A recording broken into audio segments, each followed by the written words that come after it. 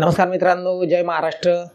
आज मित्रांनो परत तुमच्यासाठी एक जबरदस्त आणि महत्त्वाची अपडेट घेऊन आले मित्रांनो। हो, अपडेट ऐकण्याआधी तुम्हाला ही गोष्ट ऐकून धक्काच बसणार आहे मित्रांनो। डायरेक्ट आरबीआयने सर्व बँकेचे जेवढे खातेदार आहेत म्हणजे एचडीएफसी, आयसीआयसीआय, एसबीआय, त्यानंतर कॅनरा, तुमच्या जेवढेही बँका आहेत आणि त्या बँकाचे जेवढेही खातेधारक असतील म्हणजे तुमचे कितीही खाते असू द्या, तर सर्व खातेदारांना तातडीचे आदेश आरबीआयने दिलेले आहेत मित्रांनो। तर हे आदेश काय आहेत ते नंतर सांगतो, त्याआधी आदेश का दिलेत हे लक्षात घ्या मित्रांनो।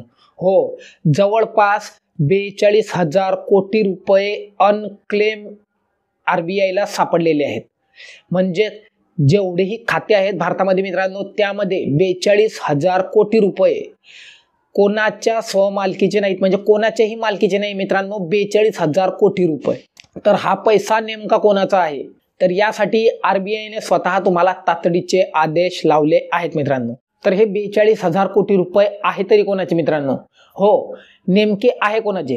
तर मित्रांनो लक्ष द्या, बऱ्याचदा काय होतं, एखादी बँकेची स्कीम येते आणि आपण त्यात कागद देऊन ठेवतो मित्रांनो। हो, म्हणजेच तुम्हाला माहिती नसता तुमचं तिथं त्या कोणत्याही एका अनोळखी बँकेत तुमचं खातं ओपनिंग केलं होतं मित्रांनो।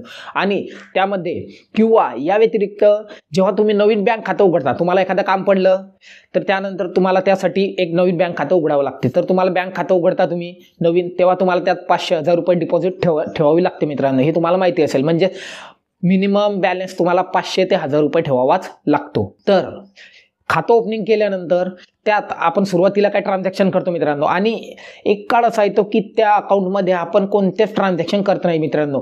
कधी कधी त्याला आपण झिरो करून ठेवतो, हेही तुम्हाला माहिती आहे।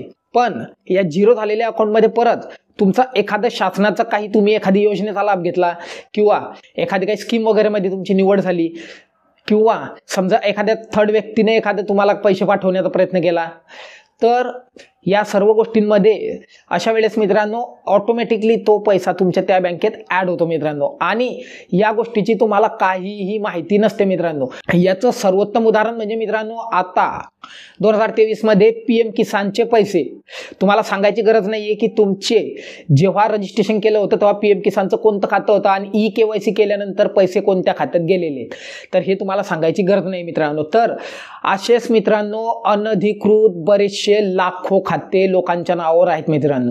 हो आहेत, आणि त्या लोकांना ते माहिती सुद्धा नाहीये। तर याच्यामुळेच मित्रांनो आरबीआयला हे 42,000 कोटी त्यामुळेच सापडले मित्रांनो। मी तुम्हाला आधीच सांगितलं पीएम किसानचं मित्रांनो की ई-केवायसी केल्यानंतर तुमचं ज्या बँक लिंक होती त्या बँकेत ऑटोमॅटिकली पैसे पाठवले गेलेत मित्रांनो। आणि या व्यतिरिक्त कालांतराने काय होते मित्रांनो, तुम्हाला या गोष्टीची माहिती नाहीये बरोबर। आणि एखाद्या वेळेस जो खातेधारक आहे त्याच्या मृत्यूनंतर त्याचे जे वारस आहेत त्या वारसांमध्ये मग परत भांडणं सुरू होतात मित्रांनो। हो, म्हणजे आता एखादा श्रीमंत माणूस आहे किंवा या व्यतिरिक्त सर्वात उत्तम उदाहरण सांगतो मित्रांनो, लक्ष द्या। तुम्ही एखादी फिक्स डिपॉझिट ठेवली किंवा एखादी एफडी उघडली मित्रांनो, किंवा एखाद्या सेव्हिंग तुमचं खातं असेल सेव्हिंग आणि त्याच्यात तुम्ही बचत करून ठेवली बरोबर, किंवा महिला बचत गट असतात त्यामध्ये समजा महिला बचत करून ठेवतात बरोबर।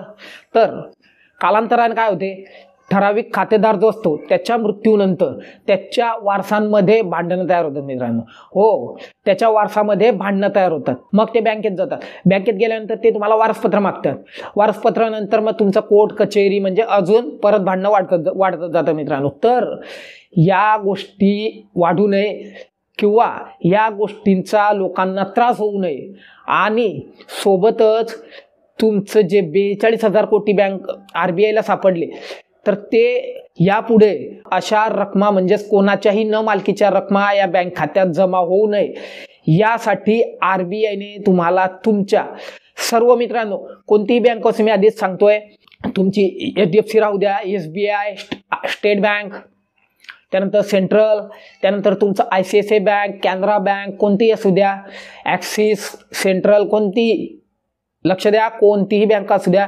तुमचे जेवढेही खाते आहेत, आता इथं महत्त्वाचा मुद्दा लक्षात घ्या मित्रांनो। आता पीएम किसानचे पैसे तुमचे, तुम्हाला माहिती आहे की बऱ्याच लोकांना पीएम किसानचं कोणतं खातं आहे आणि त्या खात्यात पैसे कधी गेलेत हे सुद्धा माहिती नव्हतं मित्रांनो। बऱ्याचशा लोकांचे खाते हे बँक ऑफ महाराष्ट्रामध्ये होते मित्रांनो, तिथं त्यांचे पैसे गेलेले आहेत. तुम्हाला माहिती आहे बऱ्याचशा लोकांना या गोष्टीची माहिती नव्हती आणि इंडिया पोस्टमध्ये सुद्धा बऱ्याचशा लोकांचे पैसे गेलेत.